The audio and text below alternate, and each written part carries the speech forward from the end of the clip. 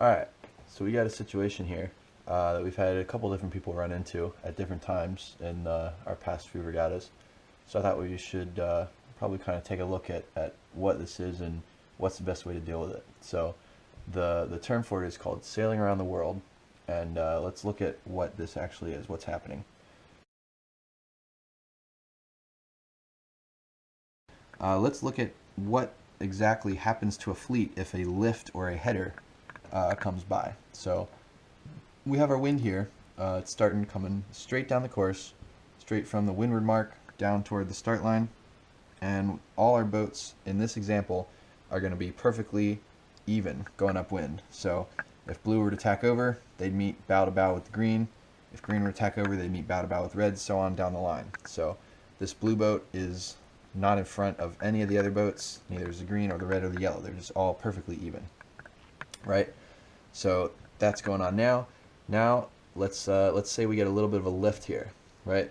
So now all the boats are able to head up because our ley line has changed from about here to about here. So the angle that we're able to head on port tack here has changed from this angle to this angle. So all these boats are not going to move. Watch. We're just pivoting that certain amount. Right? Because that's pretty much what happens. When you feel that lift, you head up and basically it happens in one spot. As long as you're quick enough on the tiller. But now, because of this new angle, look what happens if the blue boat is going to tack over.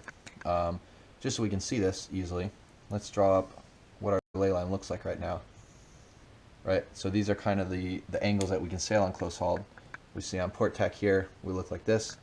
So let's say blue boat tacks over now. And again, not really moving forward, just spins. He's along this line here, boom, boom.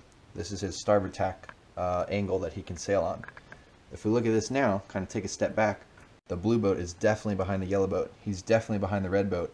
And it looks like the green boat is almost crossing him. Green might have to tack over to avoid him, but they're definitely not meeting bow to bow anymore, right? So what does this mean? The boats that were on the inside of the lift as it came down are going to gain. So any boat that's over here versus a boat that's over here is going to draw ahead a little bit, not by means of going faster, but simply by the different angle that you're now heading to the mark. So this also plays out for headers as well. If we go back to our original position here, all the boats are in the same line, kind of going upwind, right? Now what happens if the wind goes to this direction? Now our angles are something like that. So suddenly, instead of being able to head up this angle on port tack, we can only make up to this angle. So we're all going to, without moving, spin in place till we're along that line, right? All headed the same direction along this angle. Now look what happens if the blue boat tacks over. He's way ahead of the yellow. He's along this line, right? He's way ahead of the yellow, way ahead of red, and doesn't quite come across in front of green, but green is going to have to duck him or tack because of the starboard tack advantage of blue. So in this way we can see that if the wind heads or knocks you down a little bit, the boat that's on the outside there is going to come out ahead of that, right?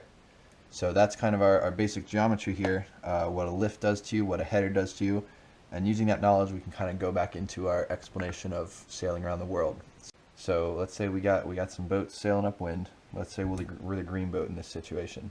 We're all sailing upwind, coming over to the ley line. We're planning on just tacking right at the ley line, sailing up around the mark and downwind, right? So what happens here is suddenly we have a wind shift, and it shifts away from where we're sailing. So we're all going to the right here, so it shifts left. So now if we look at this angle, our ley lines change a bit. So now our ley lines are looking something more like this, right? And so we realize because of this wind direction, everybody can head up a little bit. So we all head up some. and we keep going. We're sailing more for this ley line. And then the wind keeps shifting a little bit. It goes a little more, a little more. Our ley line's now looking something like this.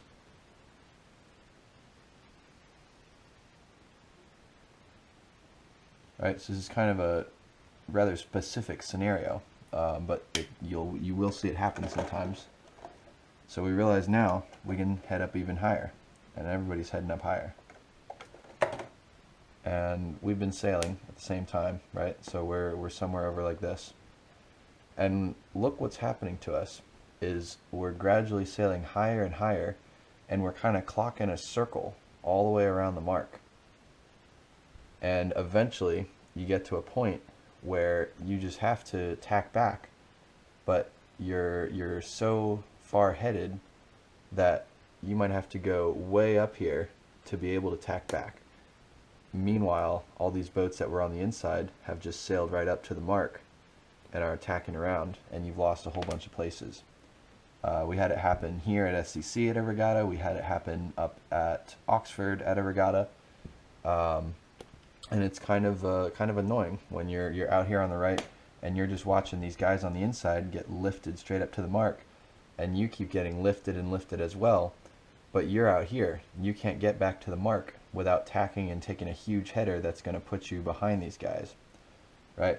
So that's kind of the situation there. The sailing around the world, you just keep you're going almost a circle around the mark, right? You keep getting headed up more and more, and obviously the wind is not going to go 360 degrees like this, but the arc that you're taking, it's literally a curved path rather than being able to tack over. You keep going higher and higher. So what do we want to do to avoid this? So kind of around this time, if you've hopefully realized now this is going to keep going left, I need to fix this. What you actually need to do is come over on the headed tack for a while and get out of there, right? So we know at some point along this kind of circular path we end up sailing, we're going to have to tack over and take a big headed tack to get back to this mark, right? And it turns out that just kind of looking at it, the longer you go, the worse that's going to be. So if we wait all the way up here, it's going to be real bad. If we do it here, it's still bad for us. Like we said, you know, it's bad luck to have that happen.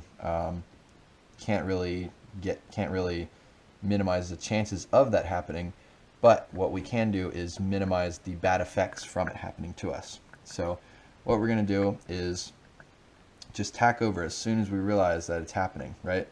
So we're on, this is our close hauled line, sailing as far upwind as we can.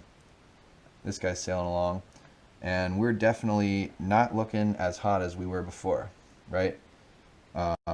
We're definitely headed. We look at our starting line versus the pin at the windward mark, and we're definitely farther downwind, heading farther downwind than the yellow boat is. So that's kind of a bad deal for us. But look at it now as it goes.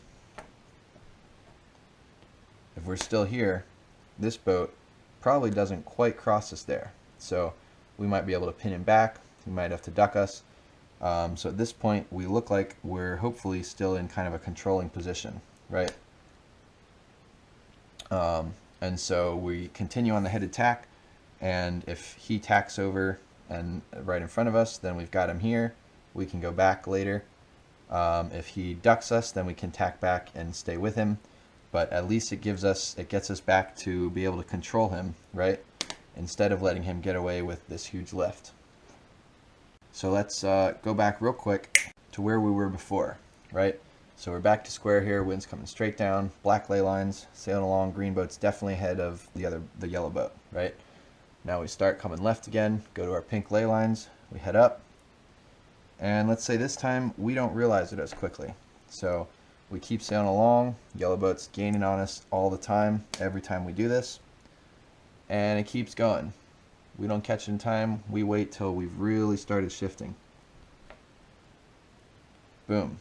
Now we're even higher, right? So now this yellow boat is definitely on this ley line.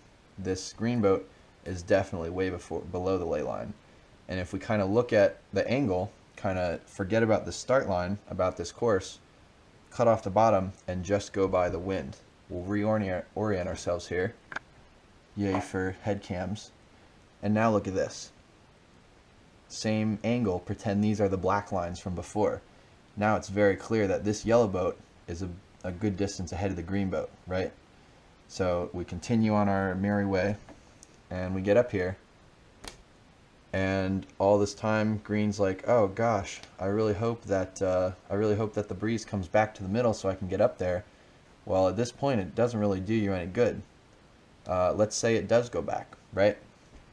Boom, suddenly just massive shift all the way back, and slam, we're back down to our same black ley lines.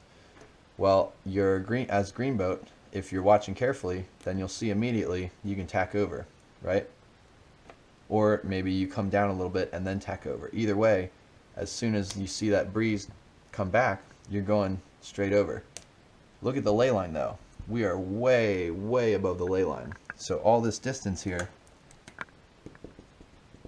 is a whole bunch of extra distance we didn't have to go. Whereas this guy saved that much distance by heading up so much higher. So basically all this vertical distance plus the same amount again is what this yellow boat has gained on us. So if we weren't that far ahead of him before, he's going to be ahead of us now. Look at that. He's just coming to the ley line. He tacks right over. And even if we come screaming in here on a reach, he's beat us. So just the way the geometry of a lift works, the inside boat is going to gain an advantage. So that's how, like we talked about at the very beginning of this whole explanation, if you find yourself out here, you're going to lose a bit. You might lose big if you do things wrong. You might lose just a little bit if you do things right. But it's still, you can't turn that situation into a win just because of the geometry of a lift, right? So kind of this overview here is how to minimize the damage as much as possible, come out as close to where you were as before. If you get into this situation, if you start sailing around the world, realize it as soon as possible, and you just have to bail out, come back to the middle, and then take the lift. Hopefully that makes sense.